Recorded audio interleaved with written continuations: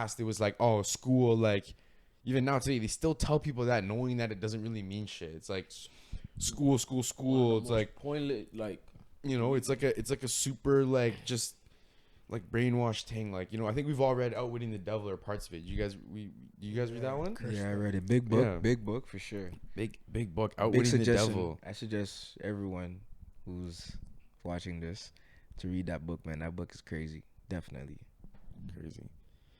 But yeah, when you guys want to talk about Naval? You guys all touched that up, no? Or at least a bit of it. Naval, the Almanac of Naval. Nah, yeah, I'm the only one that's lacking in that aspect. See, what I should have done is I should have wrote notes on the thing. Mm-hmm. You know, would have helped. But this is the first thing, so we're all just, you know, we're just getting a flow. This is not a thing like we're like boom. Get a flow, look at the thing, read it. You know, get a vibe, understand it. Joe Bun on deck. It was a greasy perspective. Oh, sorry, my bad. No, I was just like, just to touch on it, but the book is super greasy still. It's very like, well, I don't know. I know the tune. Would you watch it listen to it on script? Yeah, I did it on Audible. Oh, Audible. Okay, with the Tim Ferriss reading was it like out. A brown man?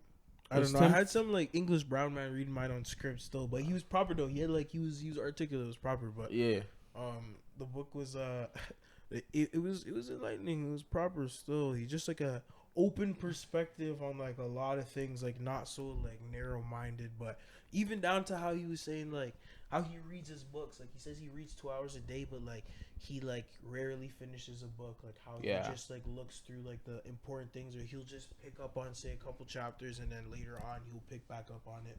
And like he's been reading a couple books for like years and shit like that. I was just like, it's like unorthodox to like what we're like taught, you know what I mean? And I was just like, oh, it's neat. Like you can definitely still be a genius and have these like, I wouldn't say lazy, but just like a different way of like looking at it.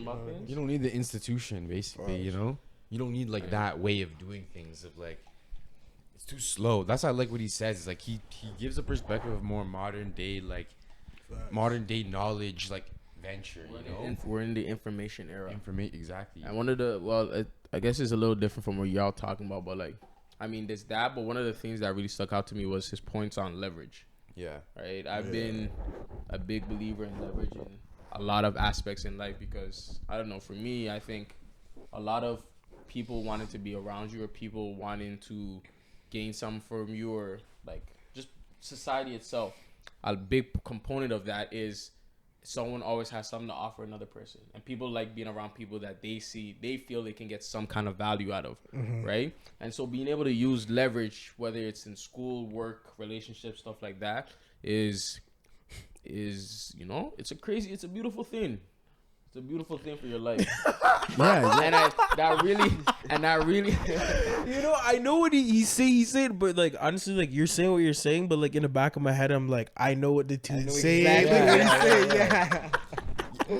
Hey, what's understood is understood. That's all that needs to be understood. Facts. You know, so it's like, yo, he said that, and he said it a couple of times because what he really like to do is he like to repeat the points that he really thought were like impactful, right? And like I just remember I was going to a workout, I was driving, listening to it before a workout, and he was talking about leverage. And then as soon as I mean, technically it was like 2 seconds into the book, but like it was like 3 hours after. Yeah. And I turned it on, and the first thing I hear is leverage, and I'm like, you know what? You're right. I need to really take this in, you know. So it was a good book. You know, I should have wrote notes and dissected it a little more, but you know, that's why you get to reread books, you know? I heard that. Yeah. Even the part 2 when he's talking about how like obviously like people look up to him and shit, but same ways he says that like a lot of people don't really like him because like he values his time way too much. So like he says, even if you invite him to an event and like he doesn't feel like he's actually enjoying himself, or he like is learning anything, or he's gaining anything, like he will just leave. Like he just doesn't care. And he says when he has conversations where like it's just no longer meaningful, or like it's not actually valid, like he'll just be like, I'm not doing this. Like, you know what I mean? I thought that was like, you know what I mean, to be somewhat of like a mogul and shit. I'm just like, damn, like to be kind of hard cut, but bro, realistically all we have is time, right? So if you can conserve that and like use it for your best benefit, you know what I mean? In your opinion, what do you think's more important, maintaining a leverage. I don't know. I'm still on leverage. What's more important, maintaining? They're sinking every 2 seconds. Look at me. I'm leaning. I was back here at the beginning. I'm leaning up now. Nah, but for y'all, do you think it's more important to have relationships with people, or do what you want to do? Because sometimes those two things don't relate to each other, right? Building a relationship, not like good relationship with someone where you guys can both gain something out of it, or business or whatever, or doing what you want to do because it's comfortable for you, right? Like him, he talked about both points, yeah, right? By being on both sides, but in the end, he's at a position now where he's like, you know what, I'm gonna do what I want to do because more times than not, like, I want to do that, so I don't want to do what you guys are doing. Mm-hmm. Even though it could hurt our relationship, like I don't care, right? So for you guys, do you feel like that's something that that's a proper way to look at it, or that's only for someone who's either rich or in a positive place in their life where they don't really care about anything? Like, what do you guys think? I think, I'm so open, but yeah, I think it's like a balance, because personally, I feel like you have to always have that like individuality about yourself. Like you always have to have like that piece of you, but having relationships and shit is like, it's proper though. You know what I mean? Because I have a cousin. Anyways, so I never mind. But you know how there's those people that like like they just really don't care about anyone. You know what I mean? Like they're like, oh, like they think everyone is like just has the worst interest in mind, like when it comes to them. You know what I mean?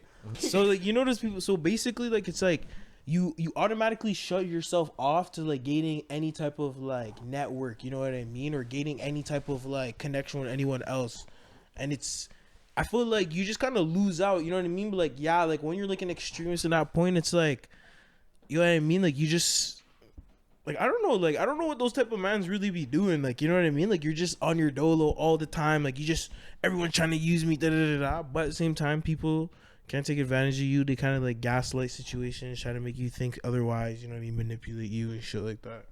And I think you see a lot of more of that like in high school and like when you're younger and shit, you know what I mean? Where it's like, in like little petty ways and shit, like will you care about it more in a sense? Anyways, I don't know how you guys were in high school, but I was trying to gain Bear Cloud and like I was in all the scenes and stuff like that. So it's like when mans are moving a little certain ways, you're like, or you move a certain way to some nigga because like you're just trying to the nigga's kind of bummy still. I'm not gonna talk to that. Like I'm not even trying to be caught up hailing you up and shit. It's kind of like, you know what I mean? But you can't really be. I think it's all balance, anyways. To answer your question, still.